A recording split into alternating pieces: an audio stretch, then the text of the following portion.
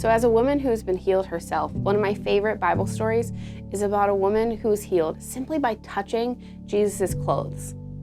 I've always loved that story, and recently as I was reading through it, I took more notice to the things happening around her story. So today we're going to focus on Jairus instead of the woman. We will be in Mark chapter 5, verses 21 through 43. So here we find that Jesus is on his way to the home of Jairus, a ruler in the synagogue, whose daughter is sick to the point of death. A large crowd is following them, and suddenly Jesus stops as he feels power has left him, and the woman with the issue of blood has been healed. Now, Jairus, a desperate father, might be wondering, why has Jesus stopped? Maybe he even questions, does Jesus understand the urgency of his situation? He could be asking, what is Jesus doing? Why won't he hurry up? Doesn't he know how desperate I am? I know, I have found myself asking similar questions.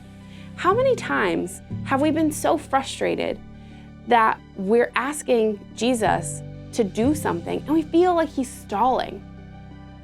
So then someone from Jairus' home ran toward him in the crowd and delivered the news that they were too late. His daughter was already dead. Hearing that, I'm sure Jairus was heartbroken. Then Jesus told Jairus not to fear, only believe. Now, I don't know about you, but at that moment, I would not have received that message well.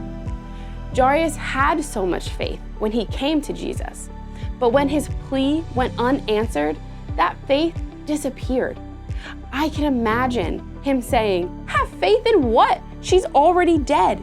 You were too late. But we know that the one who created time is not bound by it. And so Jesus wasn't late for anything. Once at Jairus' house, Jesus found all who were there wailing and mourning, and he exclaimed, why are you weeping? This girl's not dead, only sleeping. With such an outrageous statement, the people couldn't help but laugh. I'm sure they thought, this Jesus person must be crazy. We know she's dead. At their doubt and disbelief, Jesus made them leave the room. They didn't have the required faith they needed to witness that miracle. I know I don't ever want that to be said about me, that I don't even have the required faith to witness a miracle. But Jairus was allowed to come in.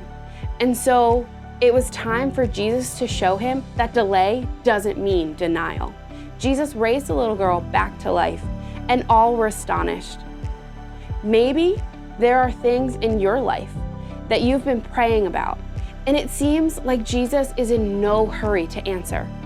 You might be frustrated, and your faith is growing thin. Just remember that even if it feels like all is lost, that Jesus doesn't care, he's on his way. It just might be that you're using a different clock than God. Now, in this time of fasting and prayer, remember that nothing is wasted in the waiting. A big part of the battle is won in the waiting. And if you misuse your waiting, you're going to miss out on what God has for you.